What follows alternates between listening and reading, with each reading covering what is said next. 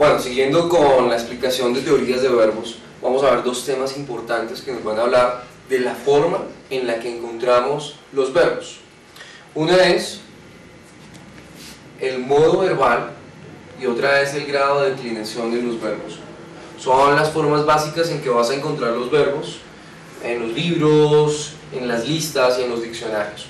Veamos entonces de qué se trata el modo de los verbos. El modo de los verbos tiene tres formas básicas: el infinitivo, el imperativo y el imperativo colectivo. Vamos a hacer gramática comparativa, es decir, vamos a compararlo con el español. Veamos tres verbos en infinitivo: bailar, beber y reír. ¿Qué vemos de común en estos verbos? Tienen la terminación ar, er, ir. Por eso detectamos que están en infinitivo, porque tienen la terminación ar, er, ir. Quiere decir que gramaticalmente no están conjugados. Así los encontramos en el diccionario. También se conoce esta como la forma base del verbo, la forma base. Pero ¿cómo lo reconocemos en inglés? En inglés lo reconocemos porque están precedidos de la partícula to. Veamos entonces cuál sería el equivalente.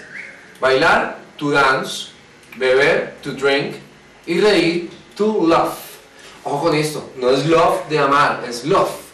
Aquí vemos algo de pronunciación. La AU, ya sabemos en fonética, tiene el sonido de una O pequeña, de una O cerrada, y la GH al final en muchas palabras suena como una F.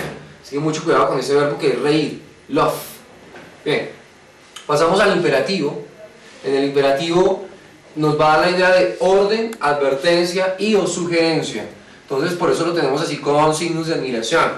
Baila, bebe y ríe. Acá lo hacemos igual en inglés, solamente cambias el tono de voz. Entonces decimos dance, drink and laugh, que sería orden, advertencia y o sugerencia. Y tenemos acá el colectivo imperativo. También vamos a considerar los mismos parámetros de orden, advertencia y o sugerencia, pero ¿cuál es la diferencia? Que nos incluimos. Mos, sí, mos es la terminación que te permite reconocer los verbos en imperativo colectivo en inglés. Entonces ya quedaría bailemos, bebamos y riamos. ¿Cómo hacemos en inglés para reconocer un verbo en colectivo imperativo? Le anteponemos la partícula let's. Entonces ya diríamos let's dance, let's drink y let's laugh. Entonces así funcionan los modos verbales. Pasemos ahora al grado de declinación, declination degree. Son los cambios, el grado de declinación son los cambios que sufre una palabra de acuerdo a los casos gramaticales que se encuentran. Te lo voy a explicar sencillamente. En español, el grado de declinación del verbo es mayor al grado de declinación a la conjugación del verbo en inglés. Tú dices, por ejemplo, yo estudio, tú estudias, y hay dos grados de declinación. Él estudia, ella estudia, nosotros estudiamos, 4, ustedes estudian y ellos estudian. Tiene 6 grados de declinación para un verbo común en español. Y eso es lo que te dice el grado de dificultad que tiene un idioma o no. Te voy a dar una buena noticia. En inglés tienes menos grados de declinación. Nada más tienes 3 grados de declinación o 2 comparados a 6 grados de declinación de la conjugación en el verbo en español. De manera que si lo comparas va a ser mucho más fácil. Veamos cómo funcionan los grados de declinación de un verbo en todos los casos gramaticales en inglés. Y vamos a verlo de la misma manera que explicamos la teoría de verbos. Vamos a tener aquí verbos comunes, el verbo to be y los verbos modales. Veamos un verbo común regular. Un verbo regular quiere decir que para formar su pasado se le agrega ed o su participio pasado, mientras que un verbo irregular va a tener formas aparentemente caprichosas. ¿De acuerdo? Entonces fíjate lo que sucede acá. Tenemos el verbo regular look en pasado, looked, participio pasado, que es el equivalente a las terminaciones ad oído del español. Looked, looked. No quiero que pronuncies esto como looked o smiled. No, looked, smiled. Vamos a ver esos grados de declinación en la fonética en un módulo posterior. Gerundio, las terminaciones ing. Looking, smiling para sonreír. Looks, smiles para tercera persona del singular en presente simple afirmativo, que es otro cambio que sufre el verbo. Lo veremos posteriormente. Aquí vemos dos verbos irregulares que son comer, saber o conocer, eat, know. ¿Cómo serían en pasado? Pues cambian totalmente, por eso son irregulares. Ate, knew. En participio pasado, eaten, known. Recuerda que el participio pasado es el equivalente a las terminaciones españolas ado, ido. De manera que yo aquí digo mirado, sonreído, comido y conocido o sabido en algunos casos. El gerundio, acá vemos un caso especial, miren. Tienes looking, smiling, eating, que sería en la mayoría de los casos mirando, sonriendo y comiendo.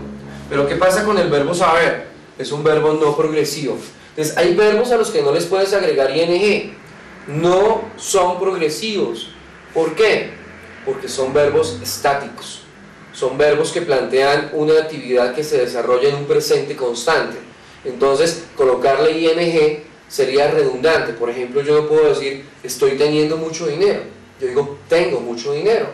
O no puedo decir estoy sabiendo la verdad. No, yo digo sé la verdad. O estoy creyendo en Dios. No, tú crees en Dios. Más bien diga estoy empezando a creer. Entonces pasa algo similar en inglés. Hay verbos a los que no, definitivamente no les puedes agregar ing. Los llamamos verbos progresivos y lo veremos en un próximo módulo. Sigamos entonces con la explicación de los grados de declinación para los verbos. Y finalmente, en la tercera persona va a cambiar. Aquí dio la casualidad de que todos terminen en S, o que les agregas S, pero no es el caso de todos los verbos. Hay veces tienes que agregar ES, ¿sí?, según el caso. Entonces, eso lo veremos también en una regla posterior. Este es el caso de los verbos comunes, para verbos regulares e irregulares. Veamos el verbo to be cómo funciona. Entonces, el presente del verbo to be, si fuera en infinitivo, encontraría simplemente to be. To be, le antepones el to, sería ser o estar, que sería como lo encuentras en el diccionario. Pero, continuando acá, to be va a ser conjugado con 3 grados de declinación para presente. Sería is, am o are.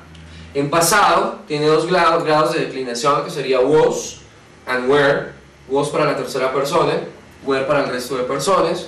Tiene también un participio pasado, que es been, sido o estado. El gerundio sería been. Aquí vamos a matar como un mito. Muchas personas dicen que el verbo to be no tiene progresivo o gerundio. Sí lo tiene, y vas a ver que hay formas donde lo vamos a necesitar. Y en la tercera persona del singular el verbo to be funciona en presente como is, en pasado como was. Continuemos acá con los verbos modales. Recuerda que son 10 verbos modales. Vamos a tener 2 ejemplos acá. Can, que es poder, y must, que es deber. ¿Cómo funcionarían en pasado? Entonces yo tengo aquí una forma alternativa de can es could. Could. Y must, mira, no tiene participio pasado, no tiene pasado, ni participio pasado. El can tampoco tiene pasado. No tienen gerundio y no tienen tercera persona del singular. ¿Por qué? Estos verbos carecen de esos grados de declinación y por eso se llaman defectivos. Necesitarías de formas alternativas para manejar ese verbo.